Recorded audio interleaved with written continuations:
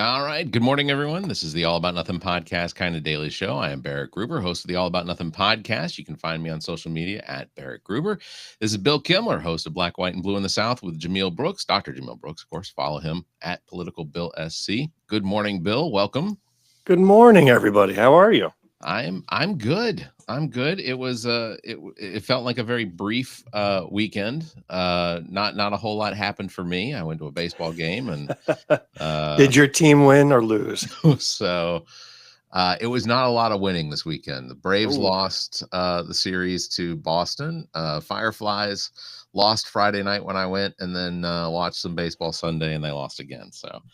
So the common denominator is that you were at all three. So I'm sensing a pattern here. I was in viewing range of all three. I wouldn't say I didn't go to the Braves game.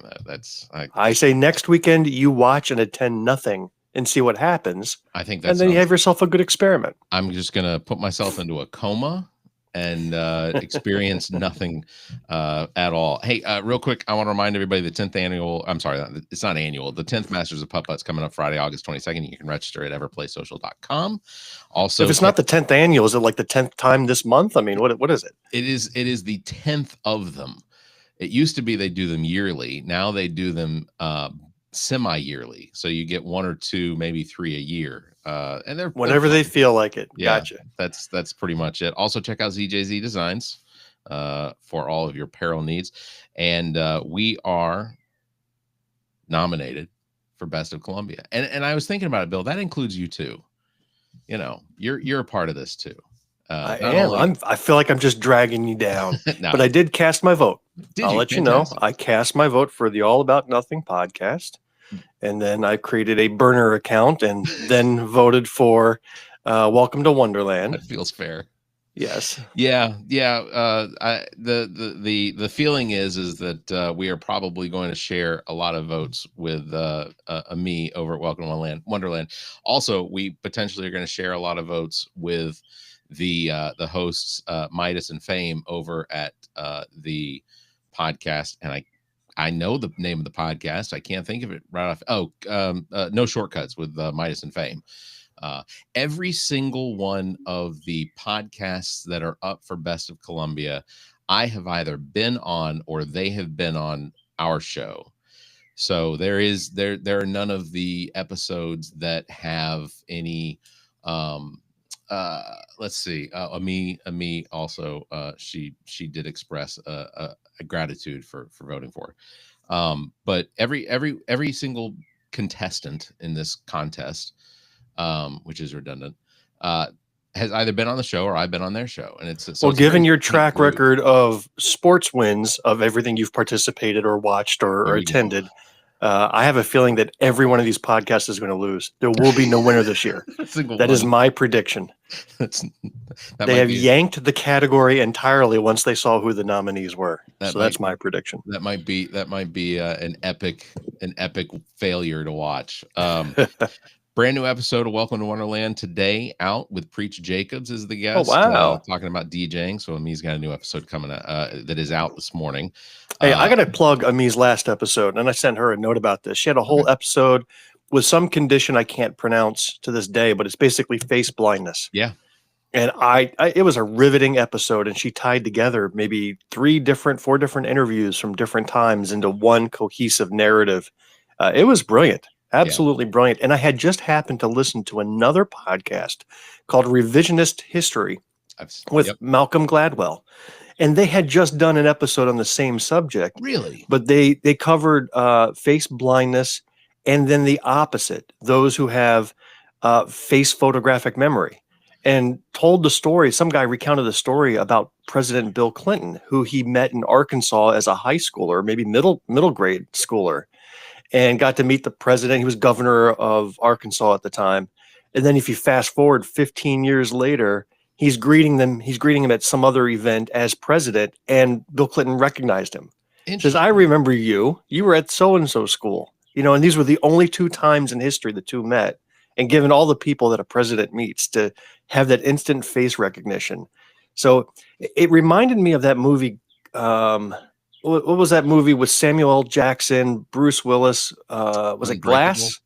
Oh, Un, well, actually, Unbreakable. That's yeah, the one, the first one, where the hypothesis is if you've got people who are genetically born with disabilities and brittle bones, as Samuel L. Jackson's character had, then there had to be people born on the opposite side of the spectrum with iron bones, and right. unbreakable bones, which is what Bruce Willis was. And so I'm thinking there's got to be some truth to that. If you've got this condition of face blindness, and then you've got the exact opposite, which is almost a superpower of face recognition over decades. It was a fascinating subject, and the fact that the two came up within the same week, I thought was brilliant. And Ami's take on it was very distinct from how revisionist history did it. So it was very complimentary. Very good. That yeah, I did. I listened to it as well. I thought it was a fantastic episode, and it featured at least me a little bit. Um, A also, face people try to forget yet can't, which is another condition. I do not fail at forgetting people all the time, so it's not. I also want to say brand new episode of Politically Speaking comes out tomorrow morning. They are recapping the South Carolina Democratic Party convention, the fish fry, the palmetto blue dinner, or the blue palmetto dinner. I was not able to attend that, so I can't wait Yeah. to hear their recap. Yeah, it was they seemed to have a very good time doing that episode. We did it Sunday night after they had all recovered from the weekend, so it was very good. And then I have an episode dropping tomorrow, hopefully, and I'll tell you why later on in this episode because we got something coming up. But I'm editing the episode for tomorrow now, and it is with a gentleman from here in Greenwood who is a conservative Republican operative. His entire life spent in Republican politics. In fact, he was the chair of the Greenwood Republican Party at one point. He's also an accomplished bluesgrass musician with a couple albums to his name. And he labels himself as a true conservative, yet he was the first person in South Carolina to violate the Heritage Act. Really? So it is a fascinating story, I think, of a person who does not fit into any one category. I think it's worth a listen to hear why we brought him on our show. So just because I don't know what the Heritage Act is, what? Oh, it's one of those things where if you are going to change or take down or in any way alter a monument in South Carolina, you have to get approval of the General Assembly. And I think the law initially was by 2/3 vote. So if you wanted to rename a building or take down a Confederate war monument or something, you had to get a 2/3 approval by the General Assembly. I think the 2/3 number was struck down by the Supreme Court, and now it's just a simple majority. But that's what the Heritage Act is, and this guy was the first to violate it. I mean, you'll find out why. Does that go for any named whatever here in South Carolina as far like would Fort Jackson? So Fort Jackson named after Stonewall Jackson. It has to be state property and not federal. Okay. Right. So that I think would be federal. But if you're looking at like a public school building, needs a name change or a rest area, you would have to get approval from the lawmakers to do that. So that's our episode tomorrow if we're able to release it in time. Okay. Very good. How was the wedding? Well, that was the big event for me this past week, and I am exhausted physically and emotionally. It was over about a 2,000-mile round trip drive that I made. My wife and her daughters flew, so I drove up there with all the luggage and met them at the airport. Okay, up in New York. So that was going to be one of my questions. Was why drive when obviously flying is an option? Yeah, when you've got like 10 dresses and rehearsal outfits and lots of paraphernalia, the best was for me to be the luggage chauffeur, the luggage Uber, Bill Uber. They call me Boober. I was the Boober. What is the paraphernalia? Give me an example of paraphernalia that doesn't. You don't understand when you've got a woman and two girls, teenager or above, and it's just 10,000 pounds of hair products, makeup products, all that stuff. Okay, yeah, and drugs. Yeah. So the wedding was in Albany, New York. That's where my daughter lives, and she and her longtime fiance got hitched on Saturday. In probably the most beautiful ceremony I've ever been part of. It was a Star Wars themed event. So the two of them are huge into Star Wars, and they made all the entrance music came from Star Wars movies, which were absolutely beautiful scores. Yeah. Once you hear it in the context of a wedding, oh my goodness. The reception, we all had lightsabers, and Yeah. we created this arch of, like an entrance arch, where all the groomsmen, groomswomen, and everybody else created an arch for them to walk through, which was Yeah. a really stunning visual. And then lightsaber dance parties for everybody involved, which was an absolutely I felt like should have been passed around, and it is just glowing sticks and people jumping up and down to pulsating music. I was like, man, this is my first rave. This is great. One of the highlights for me was the toast that I gave at the reception. So my daughter married into a Spanish-speaking family. Right. So her fiance and his family are from El Salvador. I mean, he was born in the U.S., but his parents immigrated from El Salvador decades ago. And so that extended family came from all over the country, and most spoke decent English, but there were some that spoke only a little English, and grandma did not speak at all, right? She was Spanish only. So I gave a toast, and I had some introductory words, and then I had a special message for the Spanish speaking members of the family. And so I spoke a good minute and a half in Spanish only. So, Barrett, one thing you have to know about me, I don't speak another language, not Okay. at all. And in fact, it terrifies me. I feel like I'm a smart individual. I studied math and physics in college. I've got my master's degree in physics. I'm published in science. I feel like I can learn anything except a foreign language. My brain is just not wired for it. Almost lost a college scholarship because of my grades due to Spanish. And I worked harder at that than I did in quantum mechanics. And it just never clicked. I feel like people who are multilingual are some of the smartest people in the world. I Agreed. don't know how that is. It's possible. So I wrote up the speech, what I wanted to say, and then I chat GPT'd the translation.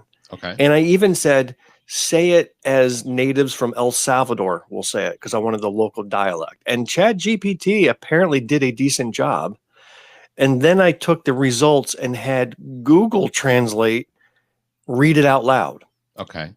so I can get the pronunciation. And I also had Google Translate it back to English, so I can do that cross comparison, make sure Right. that the translations worked, and it came out great.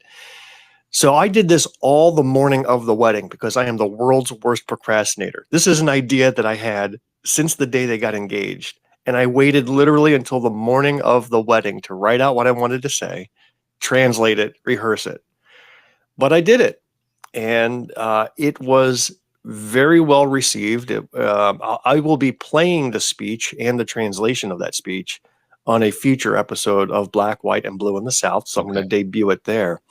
But it was a moment of pride for me because it was a message of unity and reaching out and saying how we need to come together so that couples like this can have a chance to succeed in life. And it touched it, and there's some funny parts as well, but I think it reached their hearts and was universally appreciated. The message I got back was events like these are typically all in English, and it felt very inclusive for the father of the bride to speak in Spanish during the toast. Yeah. And it was greatly received. And I think more effort like that needs to be made, rather than fear mongering and othering and demonizing and taking the worst of the worst examples and then trying to make that the norm, trying to make people think that that's the norm across the entire group. And it was just one of the most lovely weddings I've ever, probably the best wedding, better than all three that I've been part of. Yeah. It was great. I agree completely. I think people that speak multiple languages, even if it's just two languages, I think that they're the ability to flip back and forth between those, for most of my life, it's all been math and science for me as well. I studied applied mathematics in college, and as well as broadcast communication, and decided which one was easier. But I did applied mathematics. I was very good in physics. I was very good with trigonometry and that sort of. Those were my subjects I was good at. But yeah, learning. I took 3 years of Spanish, and I walked away probably able to have a very brief, simple conversation mostly probably just asking for directions to the library. But I do I absolutely respect my next door neighbor. He is Dominican. He is retired from the University of South Carolina, where he taught Spanish and Spanish histories at the university.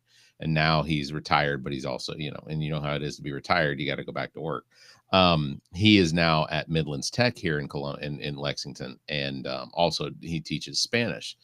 And he noted that one of the things that he has noticed is the number of Spanish speaking students in his class that are taking it to learn better English through someone that is teaching Spanish, but because they do a lot with the English speaking, that they're learning English through the same class.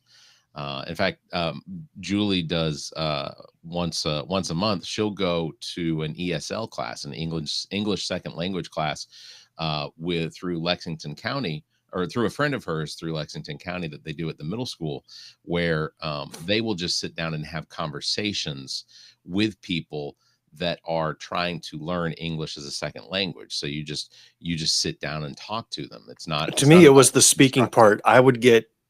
I would panic.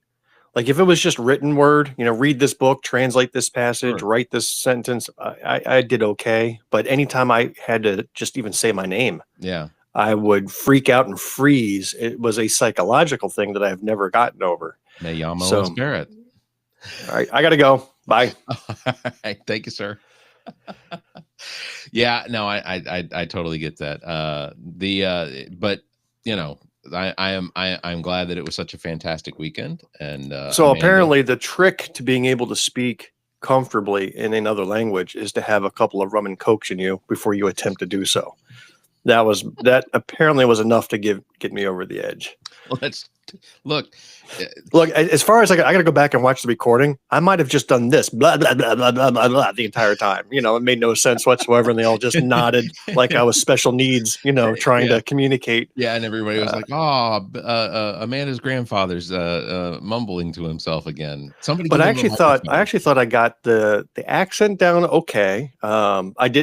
I didn't come across as a Southerner speaking, yo la tango, Yeah, yeah, that type of speaking. I think I got the R's rolled and the syllable emphases pretty well, and I got a lot of that from watching TikTok. By the way, just there are some people with some thick Spanish accents that I was yeah, able yeah. to. You just pick up the ear for it. That's great. But it was a wonderful.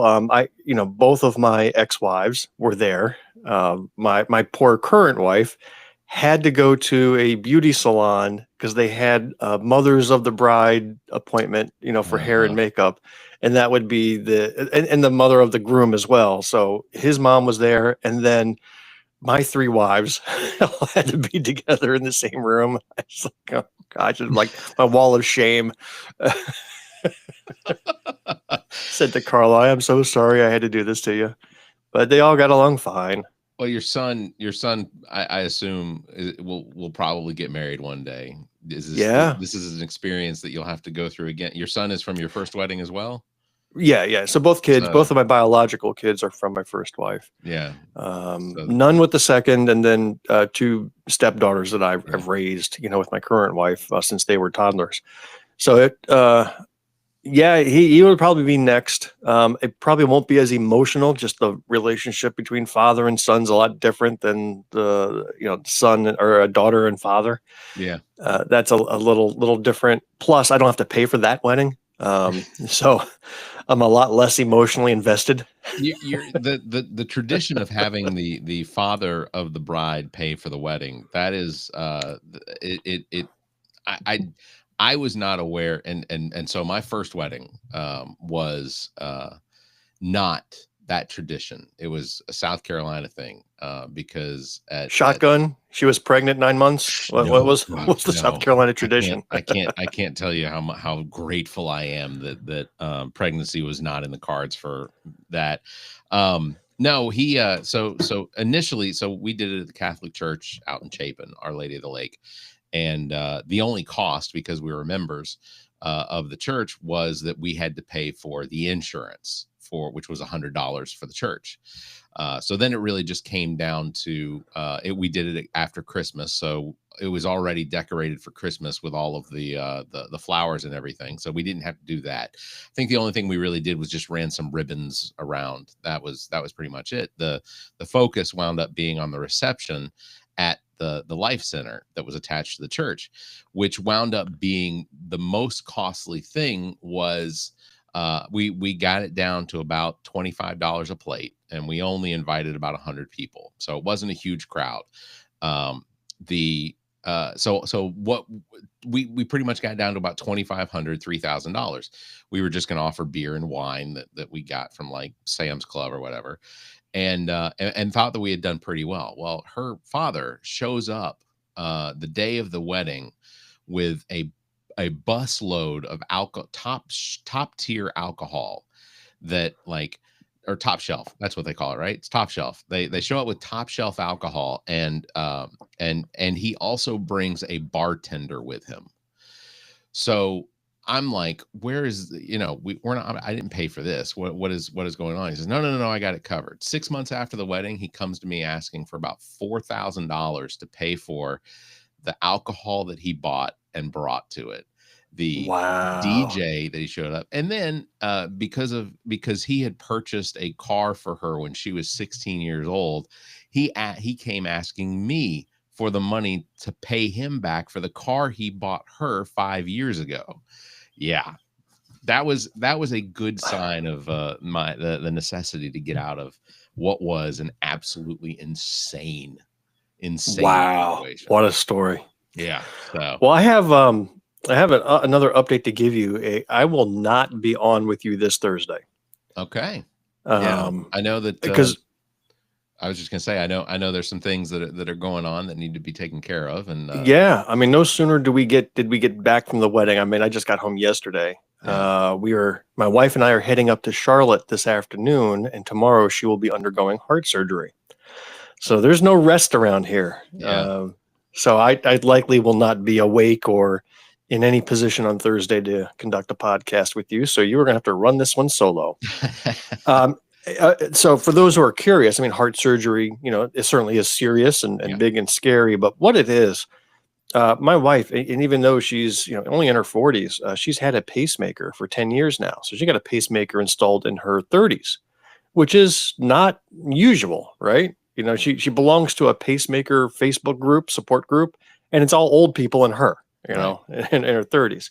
But interestingly, all her life, she has been prone to random seizures. And the seizures where, she passes out completely, shakes, comes out of it, does not know what happened.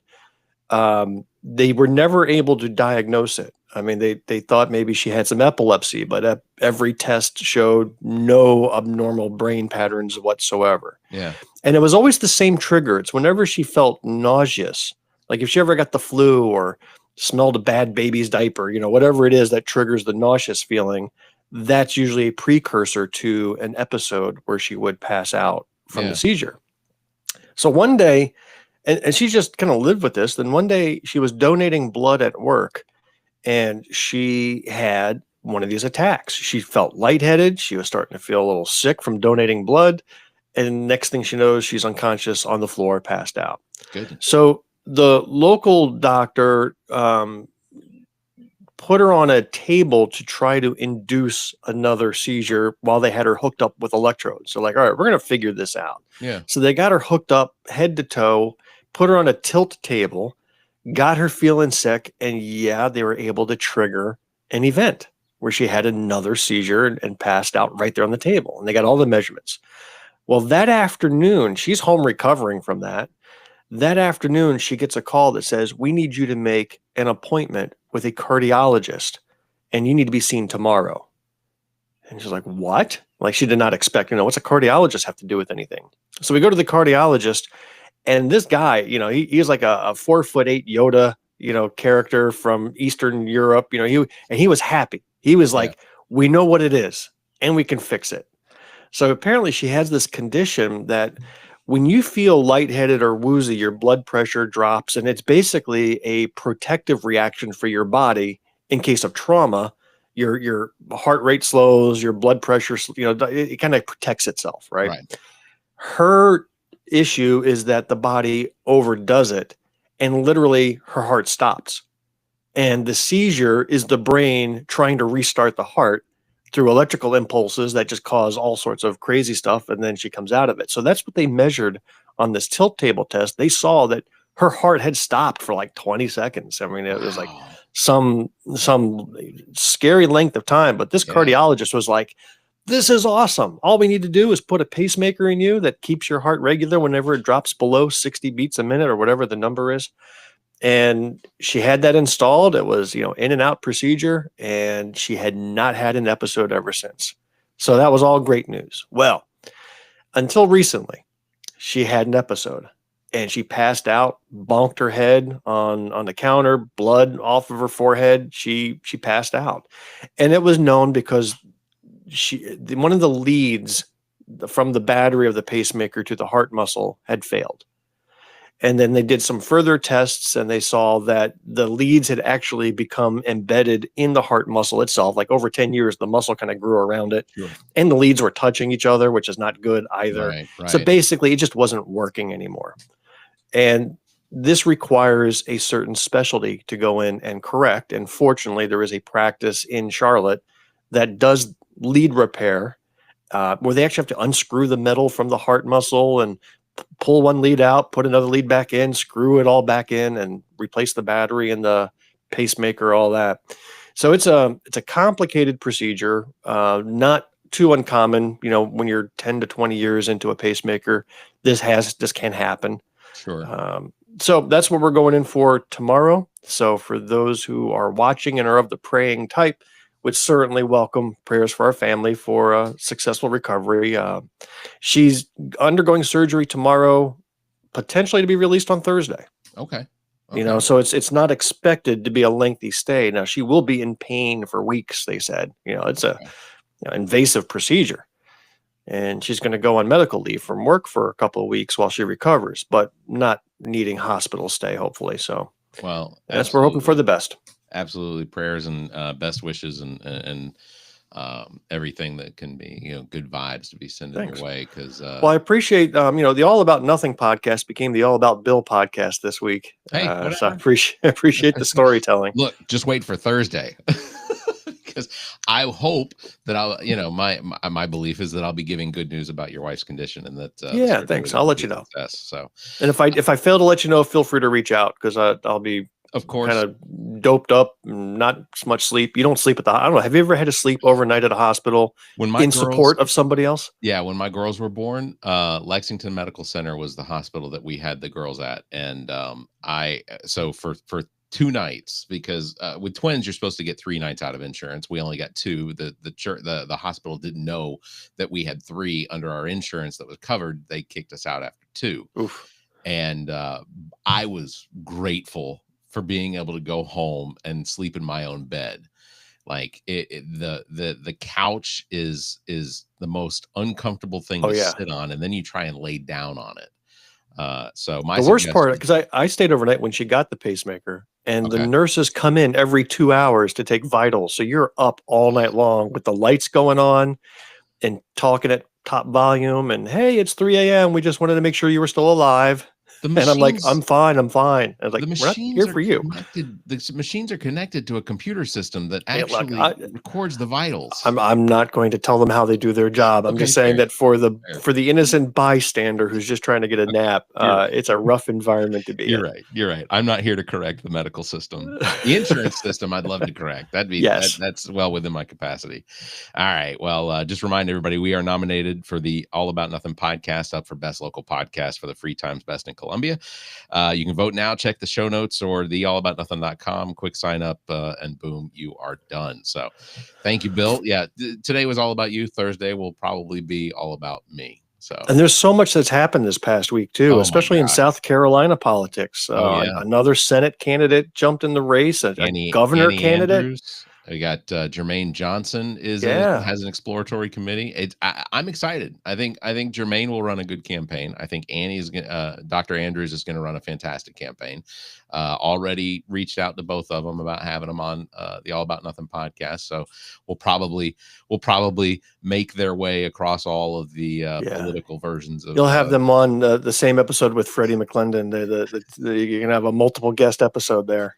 I'm disappointed that we have not heard from Freddie. So Freddie, if you watch this, you have my information. Freddie McClendon's got a show coming up June 19th at the Newberry Opera House. Well, look at you plugging him, trying to curry favor. Hey, that's all I do. I will kiss up where I need. That is. I bet you can probably get Marianne Williamson back on. She's not busy. It's odd. That's interesting. She was discussed just the other night, and what a phenomenal interview that was with such a difficult subject. That's going to wrap it up for today. Big thanks for tuning in. Don't forget you can follow me at Barrett Gruber and Bill at Political Bill SC. You can catch us every Tuesday and Thursday, except for this Thursday, where Bill is may not be around. Won't be 5:30 a.m. Eastern, because apparently sleep is not the most important thing to us. So until next time, you all stay safe, be kind, and keep your hands to yourself. That's good.